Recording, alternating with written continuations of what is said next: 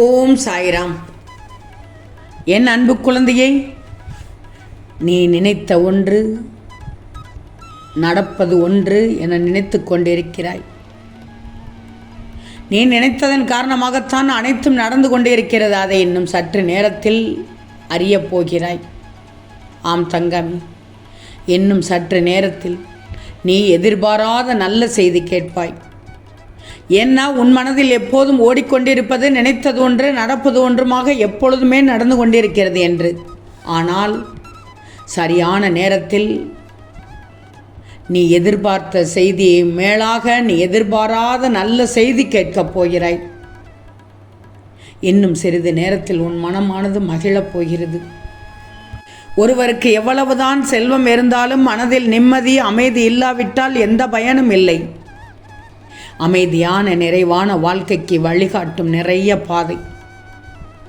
அந்த நிறைய பாதைகளை எத்தனையோ பதிவுகள் மூலம் உனக்கு நான் சொல்லி இருக்கிறேன். கேட்டுக்கோ. சரியான பார்வை என்பது யதார்த்தத்தை புரிந்து கொள்வது. வாழ்க்கையில் நிலையற்ற தன்மைதான் விழிப்புணர்வை வளர்த்து கொள்ளும்.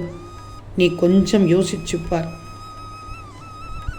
யார் மீதும் பாரபட்சம் இல்லாமல் சரியான கோணத்தில் விஷயங்களை சரியாக பார்த்துக்கொள். அப்போதுதான் அமைதி கிடைக்கும், நிறைவு கிடைக்கும். அவற்றை தேடி உன்னால் அடைய முடியும். எதிலும் எப்போதும் துணிச்சலான முடிவுகளை எடுக்கக்கூடிய மன வலிமையோடு இருந்துவிடு. வாழ்க்கையில் என்ன நடந்தாலும் உடைந்து போகக்கூடாது. நினைத்ததை சாதிக்க வேண்டும் என்றால் வாழ்க்கையில் என்ன நடந்தாலும் உடைந்து போகக்கூடாது. ஏன்னா உன்னை உடைப்பதற்கு ஒரு தருணம் உண்டென்றால் உன்னை உருவாக்குவதற்கு ஒரு தருணம் மட்டுமல்ல, பல தருணங்கள் காத்திருக்கும். ஆனால் உடைப்பதற்கு ஒரே ஒரு தருணம்தான் வரும். வாழ்க்கையில் கடினமான நேரம் என்பது உனக்கு மட்டுமல்ல, இந்த உலகத்தில் பிறந்த அனைவருக்கும் வரத்தான் செய்யும். அதற்காக சோர்வடைந்து விடலாமா? அதற்காக உன் மனமானது இந்த வாழ்க்கையே வேண்டாம் என்று நினைத்து விடலாமா? அப்படி நினைத்து விட்டால் இந்த பூமியில் யாரும் வாழ முடியாது, வாழ மாட்டார்கள், இருக்க மாட்டார்கள். ஒருவர் கூட இருக்க மாட்டார்கள். இருளில்தான் மின்மினி பூச்சியின் வெளிச்சம் உனக்கு தெரியும். பகலில் தெரியுமா என்ன? அதே வெளிச்சம் என்ற சந்தோஷமான நேரம் வாழ்க்கை அழகாக இனிமையாக இருக்கும். ஆனால் வாழ்க்கையின் படிப்பை வெளிச்சத்தில் நீ உணர மாட்டாய். இருளில் அலைந்து நீ அதை உணரும் போதுதான் வாழ்க்கை என்ற ஆத்ம வெளிச்சம் என்ன என்பதை நீ உணர்வாய். உன் வாழ்க்கையில் நீ ஆரம்பித்த அனைத்தையும் முடித்து வைக்கப் போகிறேன். அதனால்தான் சற்று நேரத்தில் நல்ல செய்தி கேட்பாய் என்று சொன்னேன். இனி எல்லாம் உனக்கு நல்லதாக நடக்கப் போகிறது. உன் வாழ்க்கை எப்போதுமே அடுத்தவர் திரும்பி பார்க்கும் அளவுக்கு இருக்க வேண்டுமே தவிர திருத்தி பார்க்கும் அளவுக்கு இருக்கக்கூடாது என்று உனக்கு அடிக்கடி சொல்லி இருக்கிறேன். வாழ்க்கையில் உன்னை விட சிறப்பாக நிறைய பேர் வாழலாம். ஆனால் உன்னுடைய வாழ்க்கையை உன்னை விட சிறப்பாக யாராலும் வாழவே முடியாது. நல்லதே நினைக்கும் என் பிள்ளைக்கு நல்லதே தான் நடக்கும். உன் வாழ்க்கை அருமையாக உதயமாக போகிறது. நீ எதிர்பார்த்து காத்திருந்த விடியல்கள் வந்து சேரப்போகிறது. வாழ்க்கையில் விடியல் என்பது தோன்றுவதல்ல, உதயம் என்ற வெளிச்சத்தின் உண்மையான சாயலை கொண்டது தங்கமி.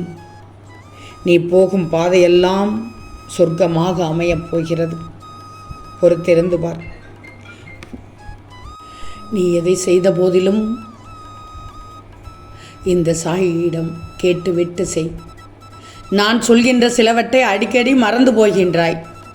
அந்த அளவிற்கு உன்னுடைய கவனமானது உன்னுடைய வாழ்க்கையில் எப்போது ஏதோ ஒரு விஷயத்தால் சிதறடிக்கப்பட்டு விட்டுக்கின்றது. மற்றவங்களில் செயலில் அதிக கவனத்தை செலுத்துகின்றாய்.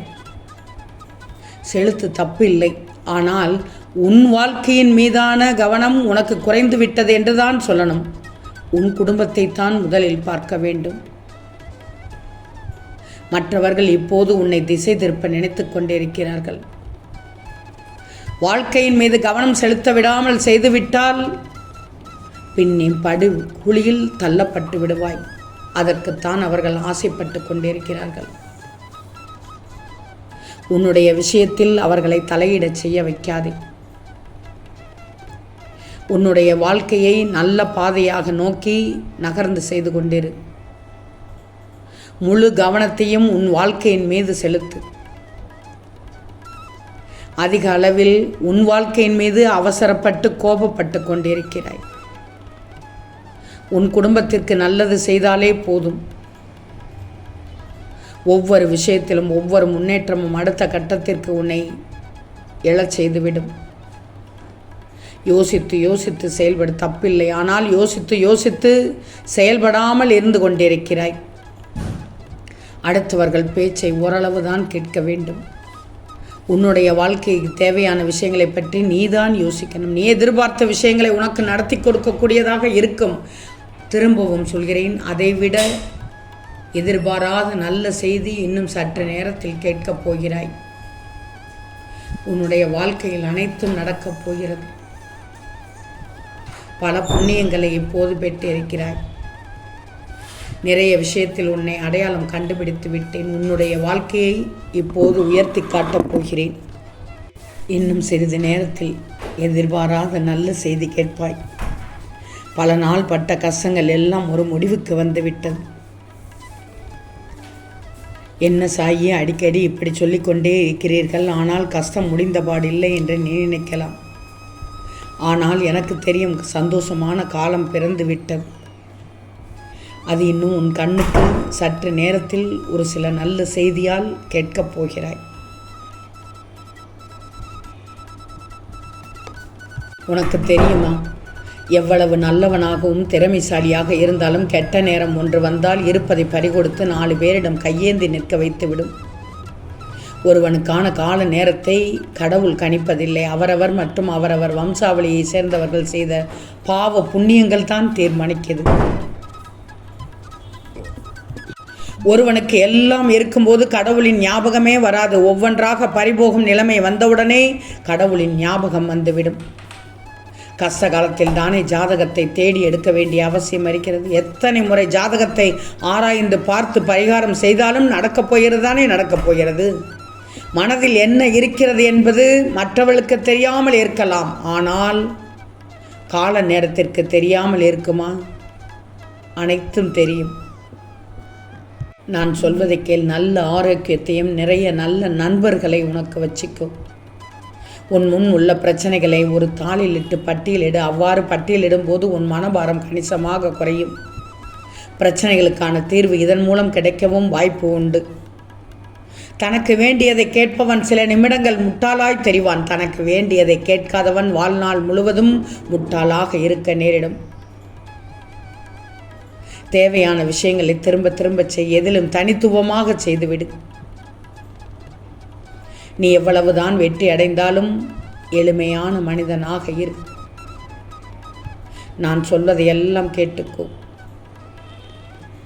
பிறருக்கு உதவும் இடத்தில் இறைவன் உன்னை வைத்திருக்கிறார் என்ற மகிழ்ச்சிகள். கொடுக்கும் கை மேலிருக்கும், வாங்கும் கை தாழ்ந்திருக்கும்.